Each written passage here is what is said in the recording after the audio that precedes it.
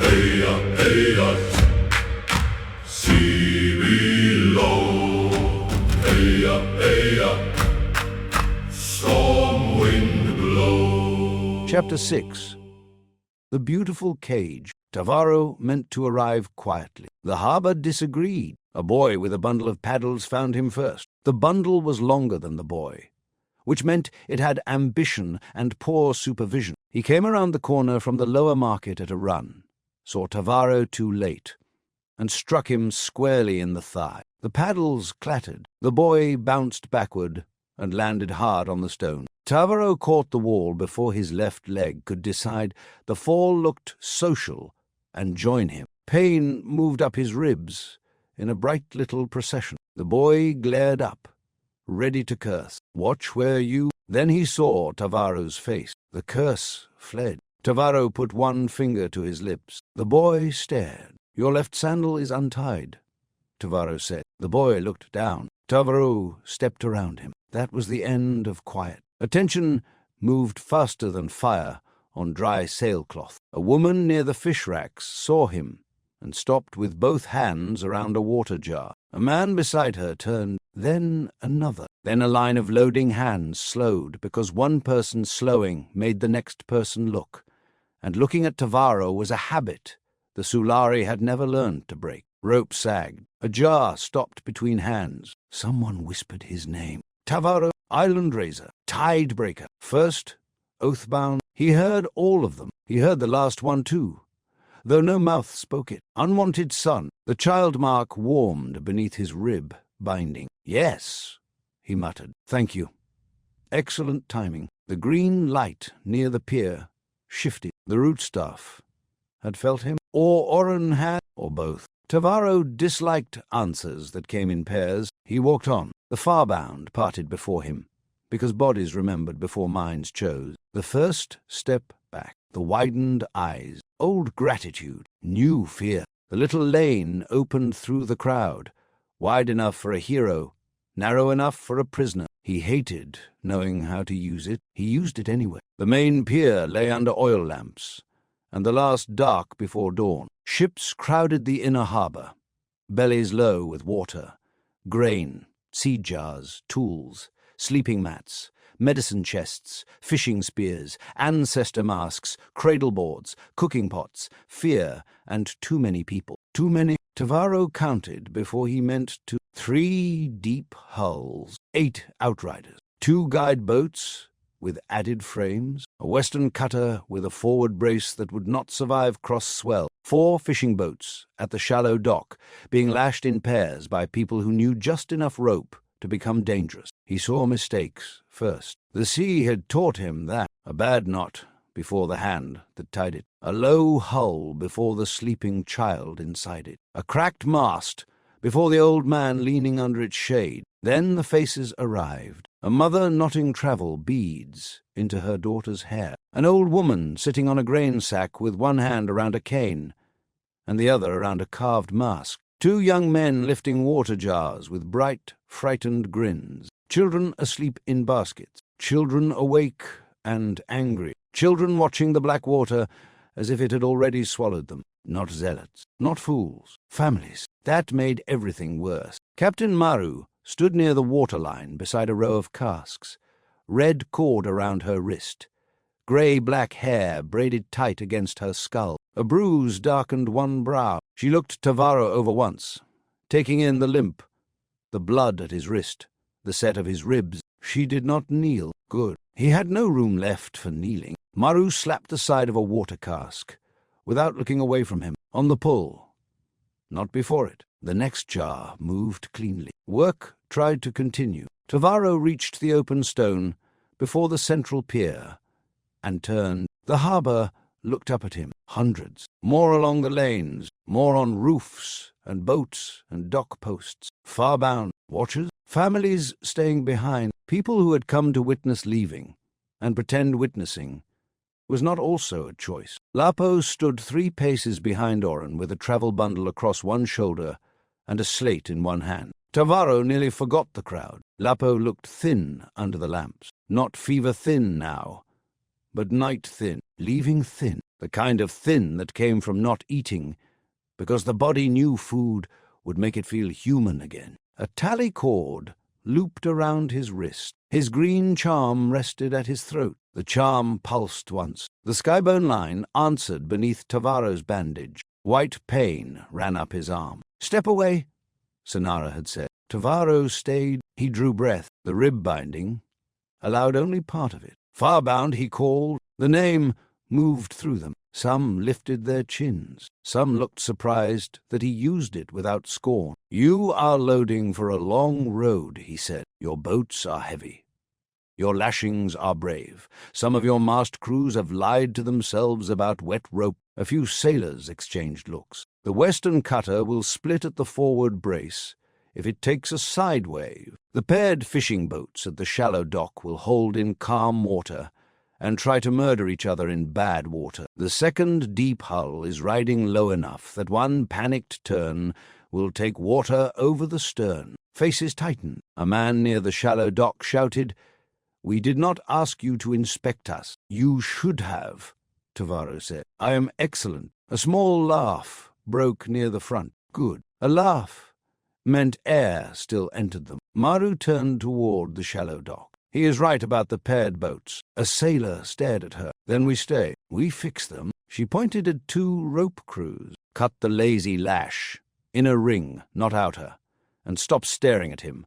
He is not tying it for you." The crews moved. Tavaro watched them obey her. Not him. Her. That should have comforted him. It did not. He lifted his voice again. "Fix those before dawn, or the sea will do it for you." Oren stood near the broad pier stone, with a rootstaff grounded beside his foot. He had aged since Tavaro had last looked at him cleanly. Not in years, in cost. His hair had gone mostly white, his shoulders thinner beneath his travelling cloak. The green inside the staff moved low and patient, gathering near his hand before withdrawing into 8 pale knots along the wood. 8. Tavaro had questions about those knots. He had no safe place to put them. Oren came forward 1 step. The rootstaff brightened. Tavaro felt certainty press into the harbour. Not a shove, not a command, a smoothing, a hand along the grain of fear, until fear began to lie flat. The skybone line burned. Tavaro clamped his right hand against his thigh. "I know the water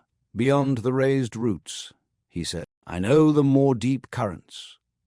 I know where the seafloor drops into black pressure. I know where morspawn hunt without breaking the surface. I know which calm waters are mouths waiting to close." A woman called, "Fear again." "No," Tavaro said. "Experience. Fear keeps a child from touching fire. Experience is the scar after the child did it anyway." That landed. He felt it move through them. Oren felt it too. His hand tightened on the staff. Tavaro pressed on. "The eastern water is not empty. It is unraised, unringed, unsounded. You sail past every island I have pulled from the deep, every reef ring that keeps teeth from your hulls, every signal route where help can find you. Past those routes, your cries have nowhere to stand." His voice roughened at the last word. He hoped they heard warning. He knew some heard pleading. A ridgeman stepped forward. Oren saw land. Oren saw something. The staff pulsed. Murmurs rose. Tavaro lifted his voice over them. "The sea shows things too. The Mawdeep makes lights below the water. It wears dead voices when it wants living men to lean over the rail. It can make hunger look like invitation." Oren spoke then. He did not shout. He did not need to. "Tavaro of the far wake," he said. "No one here doubts what you know." The crowd quieted around him. Old healer, old chief, root-bearer. Oren Vial stood in lamplight with salt in his hair and green in his hand, and Tavaro had the sudden, foolish thought that the man looked breakable. That thought had no place here. Tavaro crushed it. Oren came another step forward. "You know teeth. You know storms. You know hulls and currents. We owe lives to that." The words were praise. They tasted like a hook. Tavaro smiled because hooks deserved manners. "Careful, Oren. If you are kind to me, people will talk. They already do. Badly. Honestly." That one found the bruise. Oren turned slightly, so the crowd could see them both. Tavaro hated that he understood the stage. "You tell us the water is dangerous," Oren said. "We believe you." "Then stop loading." "No." The word came clean. Tavaro's good hand curled. The child mark burned. Oren looked tired enough to fall down, and certain enough to drag half the harbor with him. "I know enough to be afraid." "Then use it." "I am using it." Oren's eyes moved once toward Maru, then Lapo, then the water jars. "That is why the jars are being counted. That is why Maru is cursing at rope. That is why Lapo is moving old knees away from bad ladders." Lapo looked down at the slate. Oren's voice lowered, but the harbor still heard him. "I want them alive. Of course I do.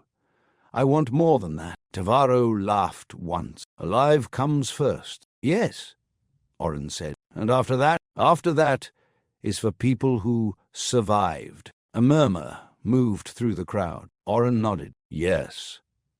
That is why they are asking now. They are asking to die. They are asking to go. Same road, not to them." Tavaro's ribs ached. His wrist burned. The root staff's pressure moved under every voice in the harbor, making Oren's calm feel like weather and Tavaro's warning feel like a fist. He took one step toward the ships. Spears shifted. "Not raised. Not yet. I can fix this," Tavaro said. Lapo's head lifted. Oren's face changed. There, the sentence had shown its teeth before Tavaro heard them. He went on because stopping would make the fear visible. "You want room?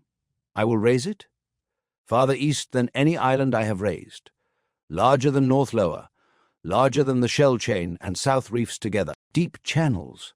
High ground, fresh springs, black soil, outer reefs, safe lagoons. Forest enough for your grandchildren to complain about cutting trees." The crowd shivered. "Hope," answered hope. "Hunger," answered hunger. Tavaro looked only at Lapo. "I can do it," he said, and his voice came out smaller than he meant. "I will do it." The sky-bone line stirred under his skin, aching at the promise. His body had not recovered from the 9 more. He had no business raising anything larger than a cooking stone. So what? Bodies complained. People lived. Oren lifted the root staff. Green moved through the wood, not bright, not loud, and somehow every eye returned to him. "Listen to what he is offering," Oren said. Tavaro turned on him. "Do not." Oren did not look away. "Another island. Another reef. Another place where every child learns the ground came from your pain. I never asked them to pay me." "No," Oren said. "That is the trouble." The harbor went still. Tavaro felt the words hit people who had never known where to put their resentment, felt them strike those who loved him, those who needed him, those who had hated themselves for wanting ground that had not come from his torn hands. "I raised land because you needed land," Tavaro said. "I ringed it because more spawn avoid reefs. I mapped routes because boats vanish. I did what the sea required." "Yes. Then what exactly is my crime?" Oren's jaw worked once. He was tired, Tavaro realized. Not theatrically tired, not profit-tired, body-tired, soul-tired. A man holding himself upright with belief and a dangerous piece of wood. "I do not know that crime is the word," Oren said. "Convenient, but I know what it feels like to live where every road ends at one man's hand." A shout came from behind Tavaro. "He saved my son," another voice answered.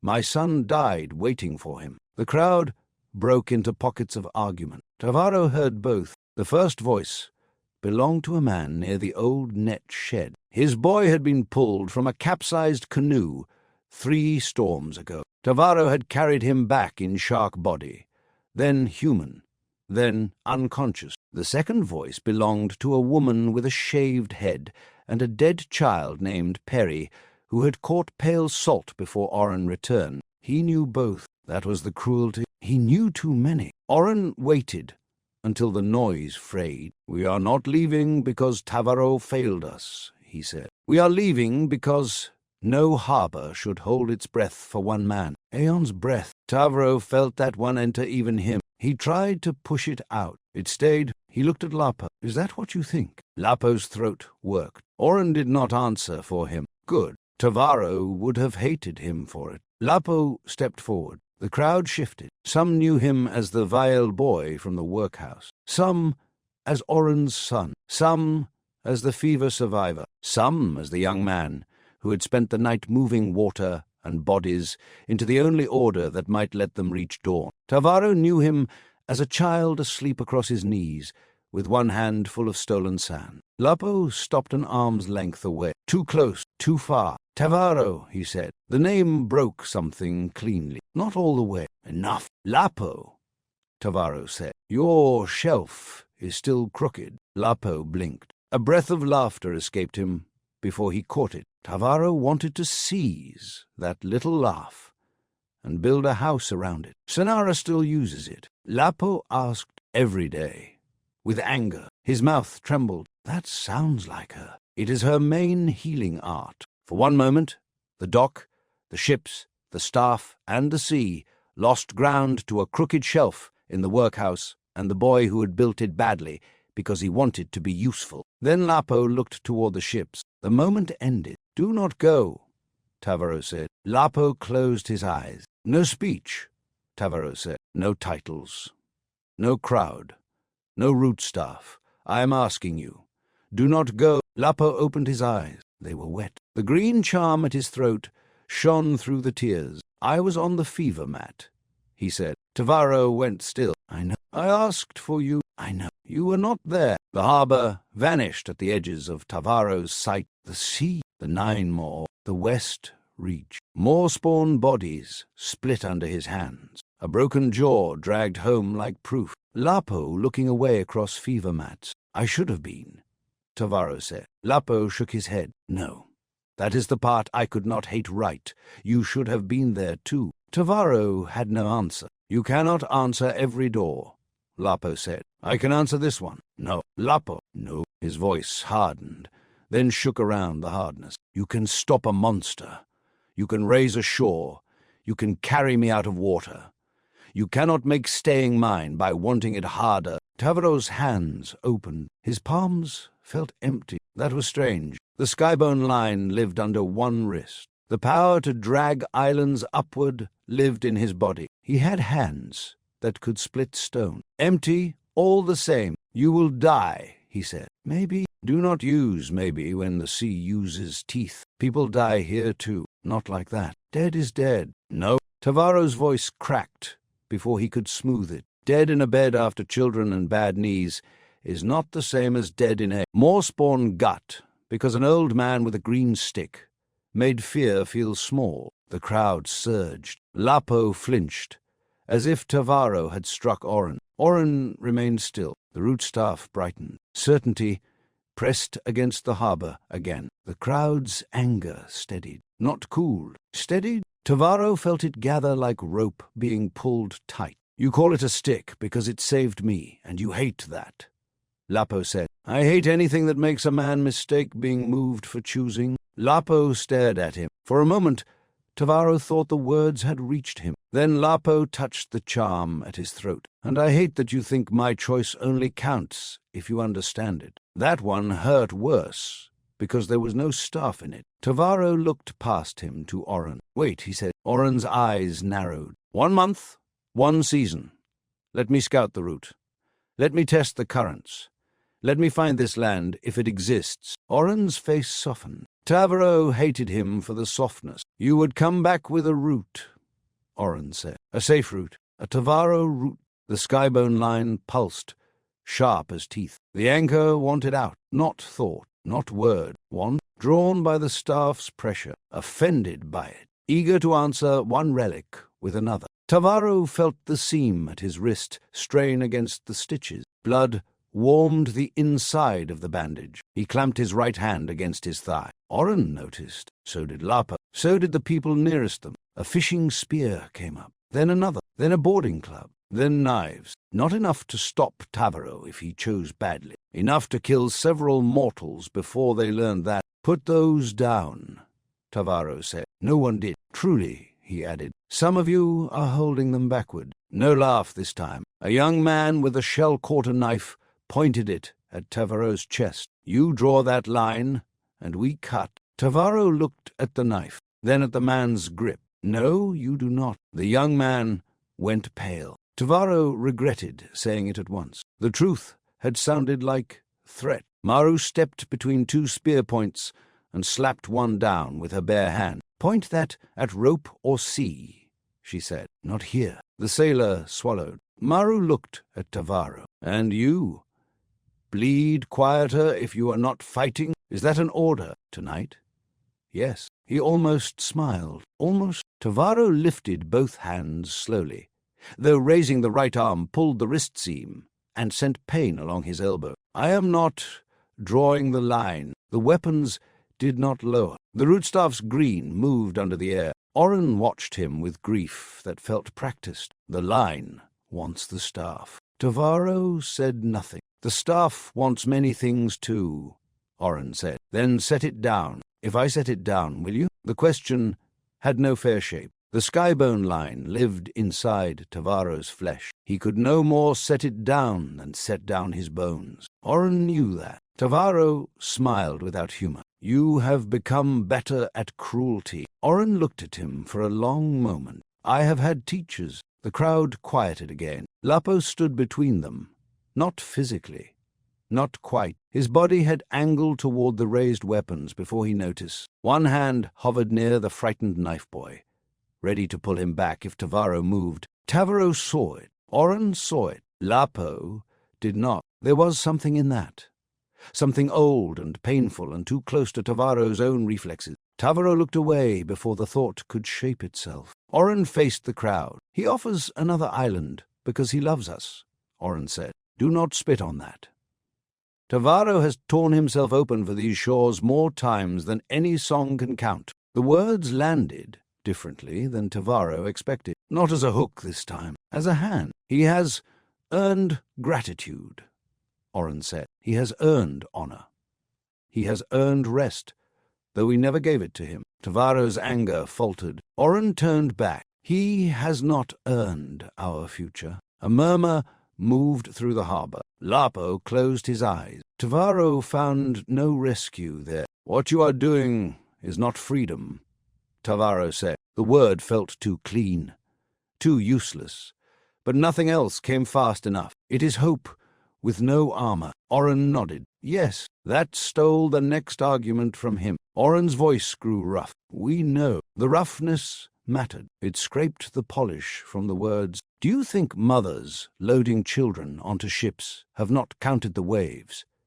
Do you think old men leave graves lightly? Do you think Lapo looks at the workhouse and feels nothing?" Lapo's jaw tightened. Oren leaned on the staff. For a moment, the green thinned, and he looked like an old man holding a dangerous thing, rather than a prophet held by it. "I am afraid too," Oren said. No one spoke. "I know what waits past the reef. Not all of it. Enough." He swallowed. "I'm afraid of the eastern water. I'm afraid I am wrong. I am afraid of the staff. I am afraid of what it costs. I am afraid of Tavaro. When love in him turns into force." Tavaro went still. Oren's hand tightened on the wood. "I am afraid of myself when the staff makes the hard thing feel easy." The green pressure lifted, only for a breath, but the harbor felt it. Tavaro felt it. Lapo's face changed. Then Oren lifted his chin. "I want them alive," he said again. "Of course I do. I want more than that." The pressure returned, softer now because the sentence needed little help. Tavaro had plenty of words, warnings, charts, currents, monster signs, scar evidence. He could open his tunic and show them what the sea did to bodies. He could make the ocean legible in pain. He could not make staying feel large. A woman stepped forward with a baby tied to her chest. The same woman from the lane, maybe. Calm face, red eyes. "My son was born on Tavaro ground," she said. Tavaro looked at the infant. Tiny fist, dark hair, sleep-stubborn mouth. A person whose whole life could fit against one mortal heart. The woman touched the baby's back. "I am grateful. I am still going," another man said. "My wife stays. I go." A young woman near the water jars said, "My brother goes. I stay." An old woman called, "My daughter is a fool." From one of the ships, a woman answered, My mother is afraid, the old woman barked. Both can be true. Someone laughed. Someone cried. A boy near the pier said, I am afraid. His mother put a hand on his shoulder. So am I. No one mocked them. Tavaro understood then that the crowd had already crossed something before the ships moved. They had spent weeks, months perhaps, leaving in small ways, touching shelves, dividing bowls, counting jars, arguing at bedsides, choosing which dead to carry and which living to leave with hands open. He had arrived at the dock and thought the leaving began at first light. He was late again. Lapo stepped closer. Tavaro. Tavaro looked at him. I love Senara. Lapo said, tell her that. No. Lapo's face tightened. Tavaro heard himself breathe, ragged, angry, terrified. No, he said again, quieter. You tell her. She will try to stop me. Yes, I will go anyway. Then let her say it to your face. Lapo's eyes filled. For a breath, Tavaro thought he might turn. Then Oren spoke behind him. Lapo, only the name. The charm at Lapo's throat pulsed. Lapo shut his eyes, opened them, stepped back toward Oren. Tavaro stared at the old man. Did you call him? Tavaro asked. Or did the staff? Oren's face went still. The crowd felt the accusation. Oren looked down at the root staff, then back up. When you call the hawk mark, is the flight yours? Or the marks? That is different. Because it is inside your skin? Because I paid for it. And no one here has paid? Oren's voice sharpened. No one here has buried enough to touch power when it answers. Tavaro felt the dock tilt. Not truly. Pain. Blood loss. Green pressure. Too many eyes. His body wanted the ground and had begun negotiating with gravity without him. He locked his knees. Oren saw. Lapo saw. Several Farbound saw. The crowd's fear shifted toward pity. Tavaro hated pity more than spears. He straightened. It cost him enough that the edges of his sight darkened. You are leading them past my reach, he said. Oren's expression changed. Not victory. Sorrow. Yes. They may die. Past my reach. Yes. All of them. Yes. And you can stand there holding that thing and call it yours? Oren's jaw trembled once, then steadied. Yes. The word did what monsters could not. It got under the ribs without breaking skin. Tavaro looked at the crowd, and for one terrible second he saw them without the frame of rescue, not as boats to save, not as bodies to keep breathing, not as future dead if he failed. People choosing badly, perhaps, choosing with grief, choosing under influence, choosing with bad rigging and insufficient water, and faith too green for trust, choosing. The child mark warmed. Tavaro hated it. You think I want to own you, he said. Oren did not answer quickly. That was worse. The old man looked at him through the green-lit dark. No. Tavaro almost wished he had said yes. Oren stepped closer. Tavaro did not step back. You gave us ground, Oren said. I will not spit on that. I taught children to sing your name.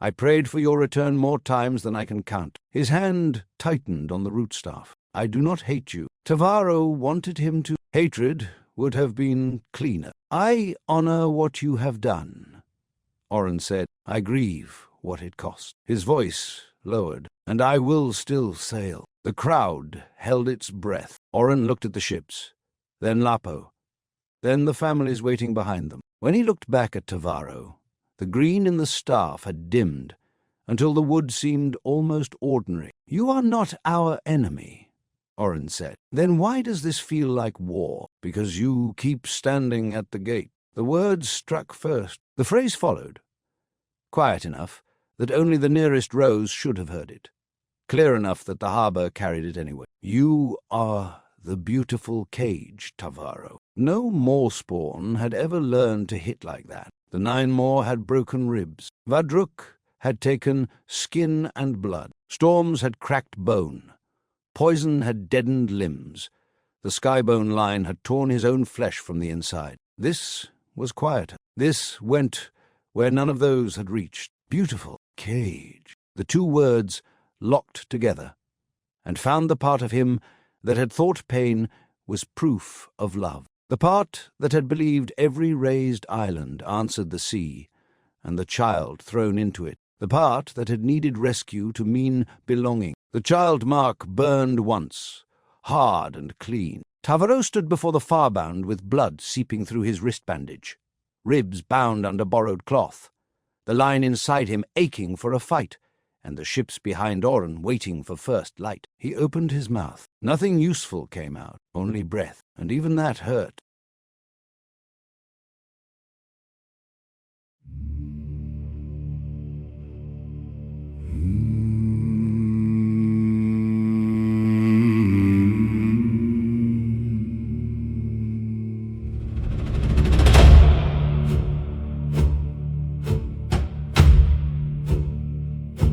He came with blood at his wrist, trying to enter like mist. But the harbor knew his name and parted all the same. Water jars froze in hand, children watched from where they stand. Island razor tide breaker, old wound walking through the sand. Green staff waking, white line shaking, dawn still waiting on the sea. Beautiful cage, built from love and pain, you raise the shore, and they still want rain. Beautiful cage, strong enough to save, but every open door looks cruel to the wave. He named the broken boats, the brace that would not hold the paired hulls, set to murder when the rough water rolled. He said the east was teeth, he said the calm could lie. He said past raised roots, no cry knows where to stand or why. Oren raised his old gray hand, green light under skin. We believe the danger, but we sail through it again. Beautiful cage, built from love and pain, you raise the shore, and they still want rain. Beautiful cage, strong enough to save, but every open door looks cruel to the wave. Tavaro said I will raise land bigger than the lower chain. Fresh springs, black soil, forest born from pain. Oren said, hear the gift, hear the depths beneath. Another child on ground that began inside your grief. A mother held her son, born on Tavaro's stone. I am grateful, she said, and I am still going. Lapo stepped through lamp smoke with tears he would not spend. Tavaro spoke his name like a boy returned again. Your shelf is still crooked, Sulari uses it with rage. For one breath they were laughing, then the sea reclaimed the stage. Do not go, no title, no crowd, no staff, no song. I asked for you in fever, you were gone too long. I should have been there, no, you should have been there too. You cannot answer every cry, no matter what your hands can do. Beautiful cage, built from love and pain, you raise the shore, and they still want rain. Beautiful cage, strong enough to save, but every open door looks cruel to the wave. Spears rose in the lantern dark, the sky-bone wanted war. The rootstaff breathed its green command and begged for one wound more. Tavaro opened both his hands, blood bright on the line. Oren said, you earned our thanks, but not our future spine. I am afraid, the old man said, of storms and what I hold, of love inside a mighty hand. When fear makes mercy cold. Beautiful cage, built from love and pain, you raise the shore, and they still want rain. Beautiful cage, strong enough to save, but every open door looks cruel to the wave.